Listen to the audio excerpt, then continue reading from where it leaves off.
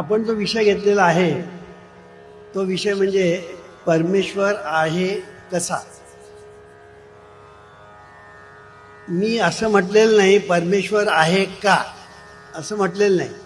परमेश्वर आहे कसा याचा अर्थ असा की परमेश्वर आहे हे 100%, तिथे कुठल्याही प्रकारे वाद नाही. नाहीतर काही लोकांचा असा समज आहे की वामनराव पै परमेश्वर मानत नाही. कारण पत्रकार परिषदेमध्ये मला एखादी प्रश्न विचारला की तुम्ही देव मानत नाही हे खरं का म्हणून. म्हटलं हे खरं नाही. तर सांगायचा मुद्दा असा की परमेश्वर आहे का हा प्रश्न नाही, तो 100% आहे. तो आहे कसा. गंमत अशी आहे की परमेश्वराबद्दल आज आपण अनेक लोक प्राचीन काळापासून तर अर्वाचीन काळापर्यंत हा विषय एवढा प्रचंड प्रमाणामध्ये वादग्रस्त ठरलेला आहे की परमेश्वर नाहीच असं म्हणणारे लोक आहेत आणि परमेश्वर आहे असं म्हणणारे लोक आहेत आणि कदाचित असेल कदाचित नसेल असेही म्हणणारे लोक आहेत. काही लोक परमेश्वर मानतात आणि काही लोक परमेश्वर मानित नाही. आमच्या मते दोघेही अर्धवट आहेत. ह्याचं कारण तुम्ही ज्याला परमेश्वर आहे असं मानता त्याचा अर्थ असा की तुम्ही नुसतं मानता. एखादी बाई, मी म्हटलं ही बाई माझी, मी तिला माझी बहीण मानतो, ह्याचा अर्थ मी माझ्याच तोंडाने सांगतो ती माझी बहीण नाही. तसं परमेश्वर आहे असं आम्ही मानतो असं ज्यावेळेला आपण म्हणतो त्यावेळेला आपण आपल्या तोंडाने सांगतो की परमेश्वराबद्दल मला काहीच माहीत नाही. आणि जे परमेश्वर मानत नाही त्यांच्याबद्दल काही बोलायलाच नको. कारण परमेश्वर मानत नाही हे कशाच्या बेसिसवर बोलतात हाच मुळात प्रश्न आहे. तेव्हा आहे म्हणणारे आणि नाही म्हणणारे हे दोघे जे आहेत त्याच्या पलीकडे आपण गेलं पाहिजे आणि परमेश्वर आहे याचा अनुभव घेण्याचा आपण प्रत्येकाने प्रयत्न केला पाहिजे. प्रयत्न केला पाहिजे असं जेव्हा मी म्हणतो तेव्हा परमेश्वराचा अस्तित्वाचा अनुभव घेणं कठीण आहे असं नाही. माझ्या मते तर असं आहे की सगळ्यात सोपं तेच आहे. परमेश्वर, त्याचं अस्तित्व, त्याचा अनुभव घेणं ही गोष्ट इतकी सोपी आहे, इतकी सोपी आहे की त्याची इतकी सोपी गोष्ट दुसरी नाही. तरी पण आज हीच गोष्ट कठीण होऊन बसलेली आहे. परमेश्वर प्राप्तीसाठी आज लोक नाना प्रकारचे याग करतात, योग करतात, यज्ञ करतात, उपास तापास करतात, गुहेत जाऊन बसतात, जंगलात जाऊन बसतात, घरदार सोडतात, संसार सोडतात. हे करण्याची काय गरज आहे. तुकाराम महाराजांनी कधी म्हटलं नको सोडू अन्न, नको सेवू वन, चिंती नारायण सर्वभौमी, मातीची या खांदा बाळ नेणे शीण, भावना त्या भिन्न मुंडाया. नको गुंपू भोगी, नको पडो त्यागी, लावणी सारे अंगी देवाची. तुका म्हणे नको पुसो वेळोवेळा, उपदेश वेगळा उरला नाही. अगदी तुकाराम महाराजांनी किती स्पष्ट शब्दात सांगितलं. पण हे तुकाराम महाराजांनी कधी सांगितलं. आधी ते डोंगरावर जाऊन बसले, आधी ते भामनाथ डोंगरावर जाऊन बसले. उपास तापास त्यांना किती घडले पत्ता नाही. त्या बायकोला किती त्रास दिला त्याचा हिशेब नाही. मुलांकडे दुर्लक्ष, उद्योगधंद्याकडे दुर्लक्ष. आणि हे सगळं झाल्यानंतर त्यांना जेव्हा साक्षात्कार झाला, तर साक्षात्कार झाल्यानंतर मग त्यांचे हे उद्गार आहेत, नको सोडू अन्न, नको सेवू अन्न. कारण त्यांना कळलं की परमेश्वर प्राप्तीसाठी या गोष्टी करण्याची गरजच नाही. तो कसा आहे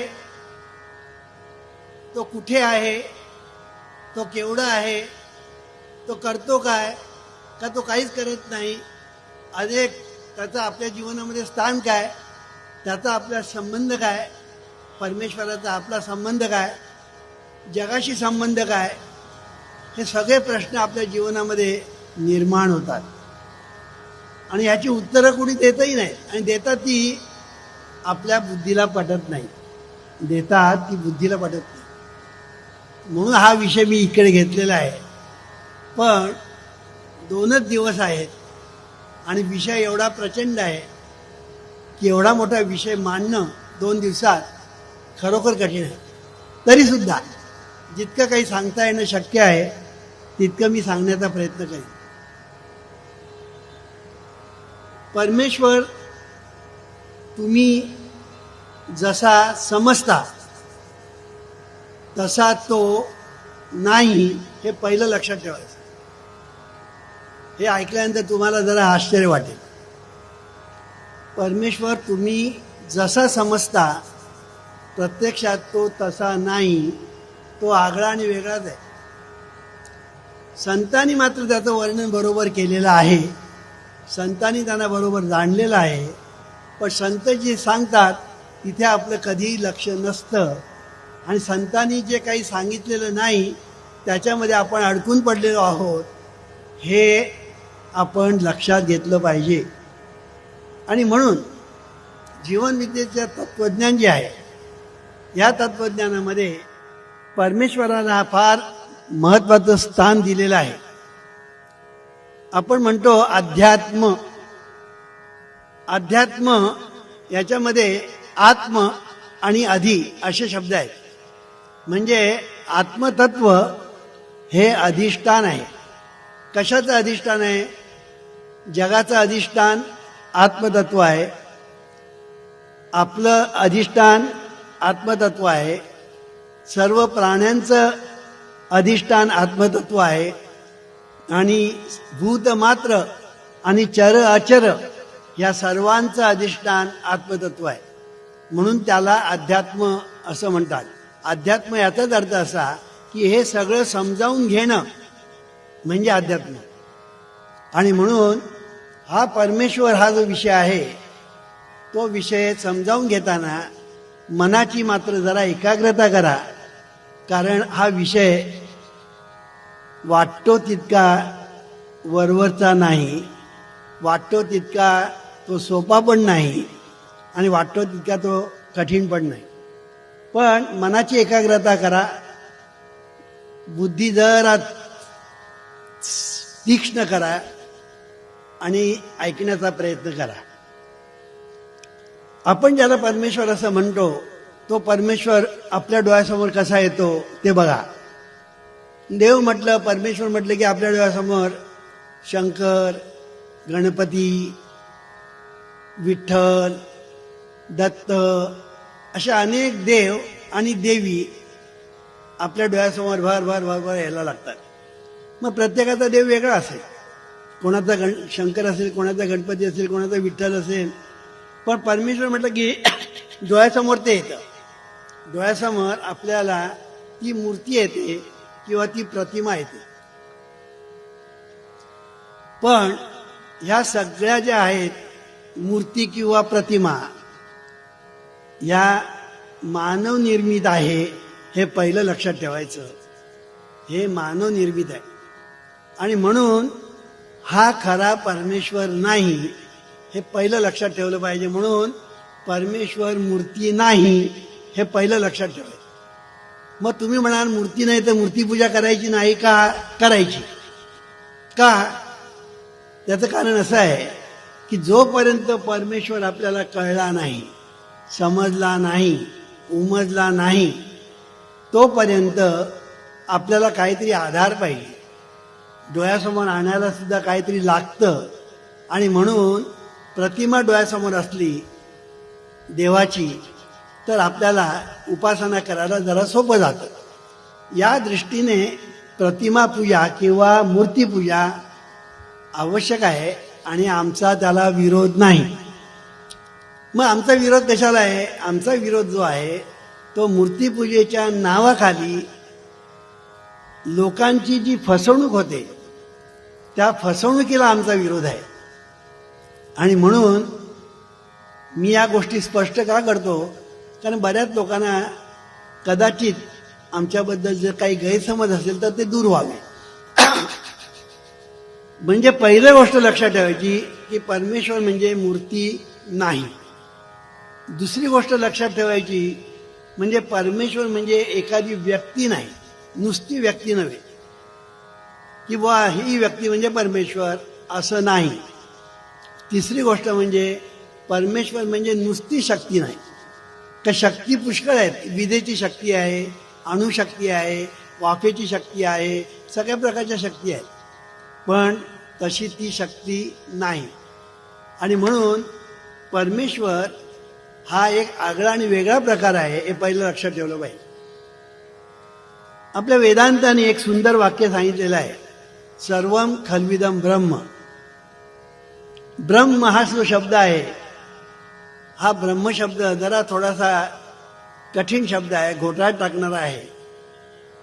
पण ब्रह्म या शब्दाचा अर्थ महान, सर्वात महान, सर्वात उपयुक्त, सर्वात पवित्र, सर्वात चांगलं, सर्वात श्रेष्ठ म्हणजे ब्रह्म. दुसरा एक शब्द आहे म्हणजे ईश्वर. ईश्वर सर्वभूतानां हृदयेषु तिष्ठति असं भगवद्गीतेमध्ये सांगितलेलं आहे. हा ईश्वर शब्द जो आहे हा लक्षात ठेवायचा. ईश्वर परमेश्वर हा शब्द लक्षात ठेवायचा, भगवद्गीतेने सांगितलेला वापरलेला शब्द. तिसरा शब्द म्हणजे ज्ञानेश्वर माऊलीने वापरलेला आहे, आणि तो शब्द सायंटिफिक पण आहे. ते असं म्हणतात ज्ञानेश्वर महाराज, सर्व उपाधी माझी गुप्त, चैतन्य असे सर्वगत, ते तत्वज्ञ संत स्वीकारिती. या इथे चैतन्य शब्द वापरलाय, म्हणजे हा सायंटिफिक शब्द आहे. चैतन्य किंवा चैतन्य शक्ती हा शब्द. आणखीन एक शब्द आहे म्हणजे आत्मा परमात्मा, हे मगाशी मी सांगितलं. असे परमेश्वराच्या अपेक्षेत हे 4 प्रकारचे शब्द वापरले जातात. आणि आणखीन एक आहे म्हणजे देव हा शब्द वापरला जातो. हे मी काय सांगतो आहे, या सर्व देव म्हणा, आत्मा परमात्मा, परमेश्वर, ईश्वर, सध्या आपण त्याला एकाच अर्थाने घेऊया. थोडा थोडा त्याच्यामध्ये भेद आहे, पण सध्या आपण एकाच अर्थाने तो विषय घेऊया, म्हणजे परमेश्वर या शब्दाने. म्हणून हा जो परमेश्वर आहे, हा परमेश्वर कसा आहे त्याचं वर्णन सुद्धा आपल्या शास्त्राने केलेलं आहे. तो 2 प्रकारे आहे. एक तो निराकार आहे, निर्गुण आहे, अव्यक्त आहे, अदृश्य आहे, सर्वव्यापी आहे, स्वयंभू आहे, असं त्याचं वर्णन केलेलं आहे. आणि दुसरं त्याचं वर्णन केलेलं आहे, तो सगुण आहे, तो साकार आहे, तो दृश्य आहे, तो व्यक्त आहे, असं त्याचं वर्णन केलेलं आहे. मग दोन्ही प्रकारे त्याचं वर्णन केलेलं आहे. आणि म्हणून ज्ञानेश्वर महाराज म्हणतात, तुझं सगुण म्हणू की निर्गुण रे, सगुण निर्गुण एक गोविंद रे, अनुमानेना अनुमानेना श्रुती नेती नेती म्हणती एक गोविंद रे. तुझं स्थूल म्हणू की अदृश्य रे, स्थूल अदृश्य एक गोविंद रे, अनुमानेना अनुमानेना श्रुती नेती नेती म्हणती एक गोविंद रे. तसं साकार निराकार बद्दल बोललाय. म्हणजे परमेश्वर हा दोन्ही रूपाने आहे. एक निराकार, निर्गुण, अदृश्य, अव्यक्त आणि सर्वव्यापी. तर दुसऱ्या प्रकारे म्हणजे तो व्यक्त आहे, दृश्य आहे, साकार आहे, सगुण आहे. तुम्ही मला हे आम्हाला काही जरा लक्षात यायला जरा कठीण जातं. कठीण काहीच नाही. पहिली एक गोष्ट लक्षात ठेवायची की परमेश्वराचं जे निर्गुण स्वरूप आहे त्याच्याबद्दल श्रुतीने नेती नेती असं म्हटलेलं आहे. नेती नेती याचा अर्थ काय? न इति, न इति म्हणजे नेती म्हणजे हे नाही, हे नाही, हे नाही, हे नाही, मग काय आहे? हे नाही, हे नाही, हे नाही, हे नाही, मग काय आहे? नेती नेती नेती असं त्यानं म्हटलं. परमेश्वराबद्दल हे बोलत असताना नेती नेती याचा अर्थ काय? याचा अर्थ असा की त्याला आकळणं, त्याला पाहणं, त्याला नुसतं अनुमानणं, या सर्व गोष्टी ज्या आहेत या पूर्णपणे पलीकडच्या गोष्टी आहेत. परमेश्वर इतका अनंत आहे, त्याला इंग्लिशमध्ये इन्फिनिट असं आपण म्हणतो. God is infinite in every respect. God is infinite in every respect. परमेश्वर हा जो आहे हा सर्वांगाने, सर्वार्थाने, सर्व बाजूने तो इन्फिनिट आहे. आणि म्हणून त्याची निर्मिती अनंत आहे, त्याचं सामर्थ्य अनंत आहे, त्याचं ज्ञान अनंत आहे, त्याचे गुण अनंत आहे, सगळंच त्याचं अनंत आहे, सगळंच त्याचं अनंत आहे. आणि म्हणून कुठल्याही अंगाने तुम्ही परमेश्वराकडे पाहिलं तर परमेश्वर इन्फिनिट आहे हे तुमच्या लक्षात येईल. आणि म्हणून श्रुती नेती नेती म्हणतात. श्रुती नेती नेती म्हणण्याचं कारण तो इन्फिनिट आहे, सर्व बाजूनी इन्फिनिट आहे. त्याचं वर्णन आपलं शास्त्र काय करतं बघा. अनंत कोटी ब्रह्मांड नायक असं त्याचं वर्णन केलेलं आहे. म्हणजे परमेश्वर अनंत कोटी, म्हणजे 1 कोटी 2 कोटी 3 कोटी नाही, अनंत कोटी. म्हणजे कोटी किती त्यालाच मर्यादा नाही. आणि अनंत कोटी ब्रह्मांड. आज आपलं शास्त्र म्हणजे ज्याला ॲस्ट्रॉनॉमी आपण म्हणतो, त्या ॲस्ट्रॉनॉमीने सुद्धा हेच सांगितलं आता की आपल्याला जो सूर्य दिसतो असे हजारो सूर्य आहेत म्हणे अंतराळात. असे हजारो नव्हे त्याहीपेक्षा जास्त असंख्य सूर्य या अंतराळात आहे. ग्रह सुद्धा तसेच आहेत. हे सगळं जे आहे अनंत कोटी ब्रह्मांड हे म्हणजे दृश्य सुद्धा जिकडे आपल्याला आकळता येत नाही तिकडे तो परमेश्वर जो अदृश्य आहे तो आकलण्याच्या पलीकडे आहे. हे सांगायला जास्त काही बोलायला पाहिजे असं नाही. आणि म्हणून हा जो परमेश्वर आहे हा परमेश्वर इन्फिनिट आहे सर्व बाजूने. दुसरी महत्वाची गोष्ट म्हणजे अशी की हा परमेश्वर निर्गुण निराकार असं त्याचं वर्णन केलेलं आहे.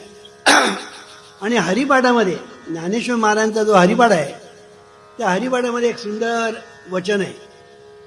अव्यक्त निराकार नाही ज्या आकार जेथुनी चराचर त्यासी भजी. म्हणजे कोणाचं भजन कर म्हणून सांगितलंय बघा. आणि आपण कोणाचं भजन करतो ते बघा. त्याने असं सांगितलंय जेथुनी चर आणि अचर निर्माण होतात, जिथे स्थितीला राहतात आणि जिथे लयाला जातात आणि पुन्हा तिथून उदयाला येतात तो परमेश्वर. अव्यक्त निराकार नाही ज्या आकार जेथुनी चराचर त्यासी भजी. म्हणजे हा परमेश्वर निराकार आहे. याचा अर्थ त्याला आकार नाही असं नाही, तर सर्व आकार जिथून उदयाला येतात त्याला निराकार असं म्हणतात. निर्गुण याचा अर्थ त्याला गुण नाही असं नाही. निर्गुण याचा अर्थ सर्व गुण, मग सद्गुण म्हणा, अवगुण म्हणा, गुण म्हणा, त्रिगुण म्हणा, सगळे जे गुण आहेत आणि गुणाचे प्रकार आहेत ते सर्व जिथून प्रगट होतात त्याला निर्गुण असं म्हणतात.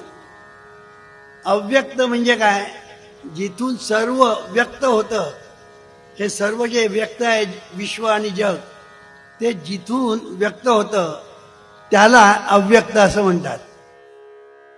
अदृश्य तसंच सर्व दृश्य जिथून उदयाला येतात त्याला अदृश्य असं म्हणतात. असा हा परमेश्वर आहे. म्हणजे परमेश्वराचं हे जे वर्णन मी करतो आहे ते वर्णन तुम्ही जर नीट लक्षात घेतलं तर तुमच्या ध्यानात येईल की ज्याला आपण निर्गुण निराकार वगैरे वगैरे म्हणतो तो तुम्ही समजता तसा तो नाही, हे पहिलं लक्षात ठेवलं पाहिजे. असा हा परमेश्वर हा नुसता निर्गुण निराकार वगैरे आहे असं नव्हे, तर त्याच्या ठिकाणी जे ज्ञान आहे ते ज्ञान सुद्धा अद्भुत आहे. ते ज्ञान सुद्धा अद्भुत आहे. त्याला शास्त्रामध्ये चित असं म्हटलेलं आहे. सत चित आनंद म्हणजे परमेश्वर कसा आहे, सच्चिदानंद स्वरूप असं त्याचं वर्णन केलेलं आहे. परमेश्वर कसा आहे, सच्चिदानंद स्वरूप. अर्थात हे त्याचं वर्णन जे केलेलं आहे ना हे सुद्धा पूर्ण नाही, पण या परमेश्वराच्या पोटामध्ये काय काय भरलेलं आहे, अनंत कोटी म्हटलंय मगाशी, तसं त्याचा ठाव आणि ठिकाण लागणं कोणालाही शक्य नाही. आतापर्यंत कोणाला शक्य झालेलं नाही आणि याच्यापुढे कोणाला शक्य होणार नाही असा जीवनविद्येचा सिद्धांत आहे. आणि म्हणून हा परमेश्वर नेती नेती म्हटलाय शास्त्रांनी, ते 100% बरोबर आहे.